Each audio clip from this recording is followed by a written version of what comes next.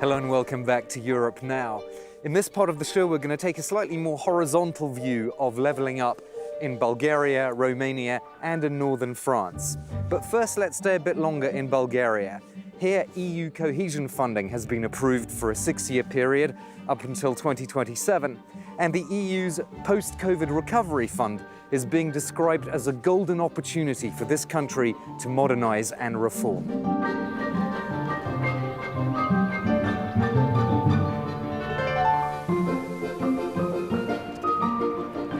I'm at the Technology and Innovation Park in Sofia, which is symbolic of the kind of modernization that the European Union is encouraging. And we're going to talk a bit more about EU funds in Bulgaria with Professor Ingrid Shikova, who teaches European Studies at the University of Sofia. Thank you so much for being our guest on the program. Nice to meet you. Nice to meet you. So what is this tech park? Tell us a bit about this. Frankly said, I like very much this place because, as you see, these were old military barracks.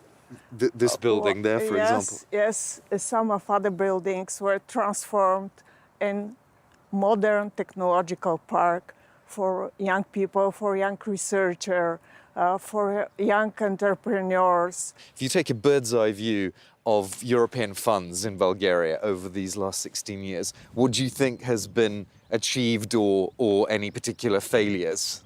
The membership of Bulgaria in the European Union was really a historical event for Bulgaria during this period. And concerning the funds, for me, the funds is solidarity. But solidarity doesn't mean charity. This is a contract for joint responsibility. And I think that we did a lot of progress. Of course, it was possible to do better. I'll tell you about the poverty.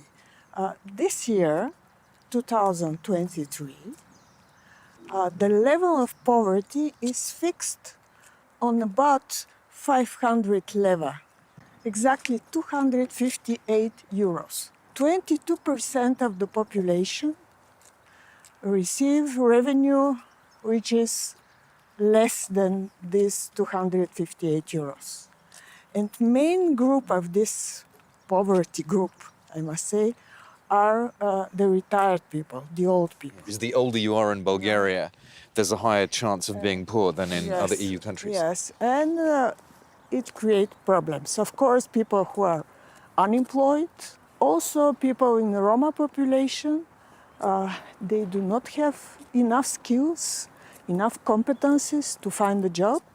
So as Professor Shikova was saying, the Roma community faces particular challenges, and that's the case not only in Bulgaria, but also in neighbouring Romania. When those two countries joined the EU 16 years ago, the plan was to improve the lot of minorities, including of the Roma communities in both countries. But as Luke Brown in Romania finds out, there's still a long way to go.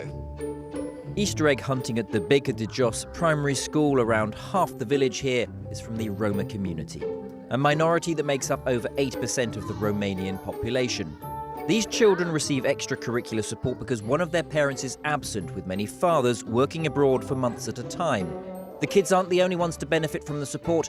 Counselling for single mothers helps change mentalities. When we had our kids and when they were still small, we couldn't really afford to send them to school. But now that we're helped by the teachers, it allows us to go further. A quarter of Roma men can't read or write, so the programme also runs second chance classes for adults to study for a high school diploma. From kids to grown-ups, the goal is to reduce the dropout rate. Last year, only 22% of Roma students finished high school. There's a lot of absenteeism and dropping out when it comes to the pupils that are outside of the project. They're excluded because they don't meet the criteria, because their parents are not working abroad. So they're stuck at home, and they often ask us why they can't take part with us. And we have to tell them it's because the project is for kids whose parents are away. And that's when we see pupils dropping out. This programme is run by the Roma Education Fund with €800,000 provided by the EU. Here the NGO is working hand in hand with the Romanian school system, at times fighting to change teachers' prejudices too. What we are trying to do is try to provide for a friendly environment for Roma children in an inclusive school in order for them to feel like they belong to the school. We are actually teaching the teachers in order to build on their capabilities, delivering the same educational content, but rather to try to act in a more friendly manner towards Roma children. Across the EU, 2.5 billion euros of the European Social Fund Plus is now set aside for supporting marginalised communities, including the Roma.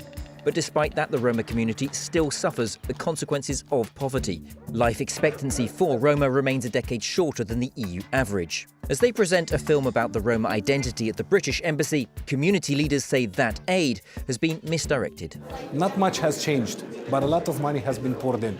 So the only conclusion is that it has been poured in the wrong direction. But the solutions are not coming from here. The solutions are coming from the grassroots. The solutions are coming from the people not chosen, elected by us from Bucharest or something like that. No. Bucharest didn't wait for EU membership to act on Roma exclusion.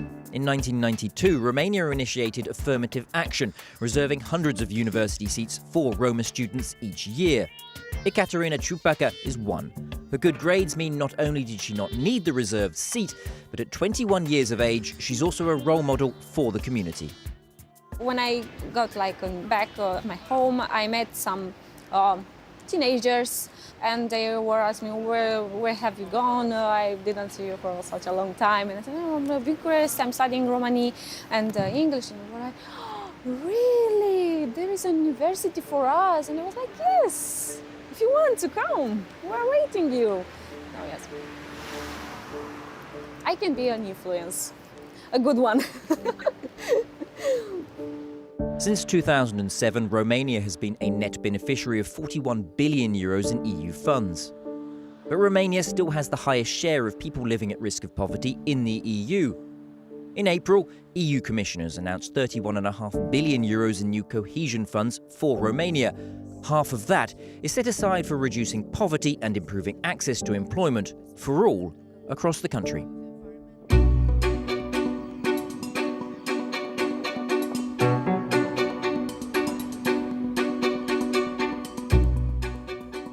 I'm at the Technical University of Sofia, and we're going to talk a bit more about how these various EU funds are used. And I'm with the person in charge of managing those funds in the Bulgarian government, Mr. Atanas Pekanov. Hello. Hello, bonjour. Bonjour. You're also the Deputy Prime Minister of Bulgaria. Yes. Tell us about this room. This is one of the big projects we have. It is funded with cohesion policy funds, and it is directed at having new machinery, new high-tech equipment for scientists in Bulgaria, for business in Bulgaria, for startups in Bulgaria, for researchers. This is important because on one hand, it unlocks the potential of the economy by providing opportunities to produce high-value added manufacture, but also it unlocks the potential of Bulgarian talents. And we can see EU flags quite a lot. What was the actual influx of EU money for this sort of thing? Bulgaria has received considerable funding from cohesion policy and will receive even more so now with the new Recovery and Resilience Fund in the coming years. And it is good that the new Recovery and Resilience Plan comes not only with important investments as this one, but also with reforms, conditionalities that we improve our laws, we set higher standards so that we can achieve more. So having a more effective judiciary system, having more effective anti-corruption practices, our government, the Technic government, has prepared the draft laws that will make this happen. They are part of the Recovery and Resilience Plan. Now we have the draft laws, we have consulted them with the European Commission. Once Parliament adopts them, we'll have a much stronger anti-corruption framework judiciary system. But there are important reforms in many other areas in the economy. Decarbonization, achieving the goals of the Green Deal and the green transformation. I gather there's a particular coal-fired power station which is the subject of negotiations now. Some of the commitments that are part of the recovery plan that were made before the war started last year and before the energy situation intensified last year were not very easy or actually quite unrealistic to meet in this winter. Why? Because coal-fired power plants, which are a huge part of the Bulgarian energy mix, they delivered electricity, not only for Bulgaria, but for other Balkan countries as well. We exported immense amounts of electricity last year.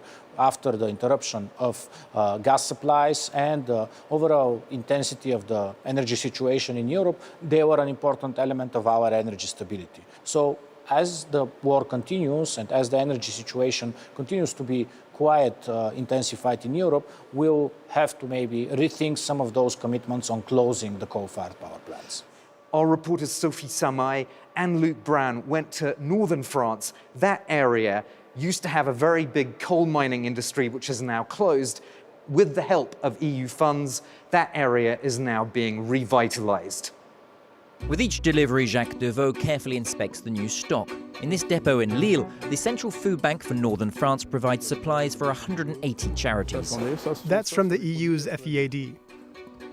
Nearly a third of the 400 tons of food in this warehouse comes from the EU's Fund for European Aid for the Most Deprived, the FEAD. The FEAD is the basis for everything we provide. It's important because it provides a regular supply of items that we need all the time. Poverty in the Hauts-de-France region in the north of the country is close to 18%, 3.5% higher than the French average. In the wake of the COVID crisis and faced with rising inflation, more and more people rely on food banks to fill the gap, with much of it coming from the EU. Before, it was 40 recipients a week. Now we're up to 55 for each delivery. That's 3 times a week. The Hauts-de-France is the second poorest region in the country. It's outside of the big cities that the daily struggles are most visible. The abandoned factories are a testament to the region's rich industrial past and its sharp current decline. Here in the small town of Hainaut, the steelworks and glass factories are mostly shuttered, the local industrial wealth a shadow of its former self. Unemployment peaked at 22% a decade ago, but since then, for the mayor, rehabilitating the disused factories has delivered a vital sense of municipal pride. The area wasn't very nice. People didn't like to come here. But we said to ourselves, there's something we can build on here. So when the EU accepted our application, it was really a boost. And it allowed us to imagine a future for this area and realize our goals. In all, the European Regional Development Fund provided €1.9 million for Hainaut, creating a brand new housing district in the old workers' terraces. Homes for low-income families, social clubs and a handful of businesses now breathe new life into the old industrial buildings. Bernadette is one beneficiary. She raised 2 children alone in a small apartment. Now she lives comfortably in a social lodging in the new neighborhood. I feel privileged. These houses are really well appointed. They're really good looking, spacious.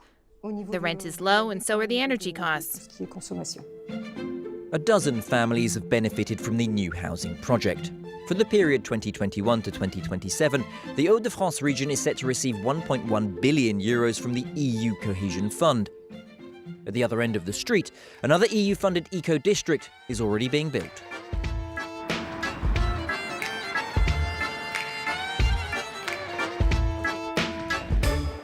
Well, we're now back in the Bulgarian capital, Sofia, far away from those former coal mines of northern France. And I'm in the metro, the underground system of Sofia, with the head of the EU office here in the Bulgarian capital, Svetan Kulanov. Thank you so much for being my guest. Nice to meet you. Nice to see you. So this station is called European Union. What's behind that?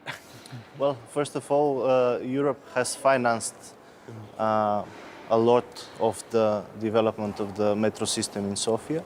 And I would say it's one of the flagship projects that cohesion policy has realized in Bulgaria.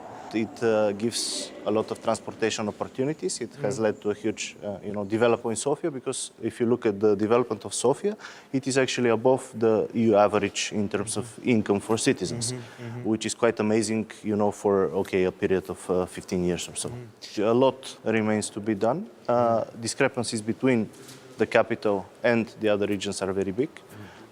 We have incomes of around 30% of the EU average in the poorest regions of the country. But to make sure that people aren't left behind, you need a higher absorption rate, don't you, of EU funds? It's a few percentage points below the EU average. This is the point that we are making and we're discussing, with the authorities. This is the cohesion policy, but also on the just transition, there is over 1 billion euros that are available and that really can benefit those citizens, the Bulgarian citizens on the ground.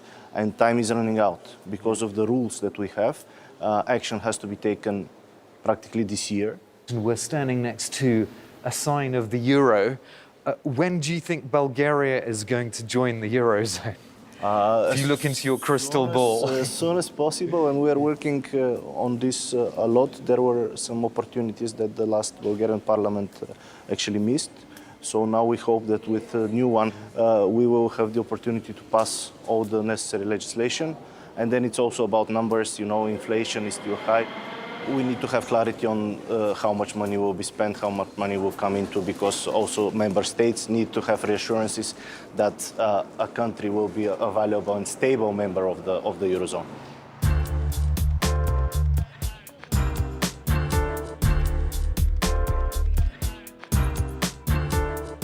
Well, that brings us to the end of this episode of Europe Now. We hope you enjoyed our reports from Bulgaria, Romania, and from northern France.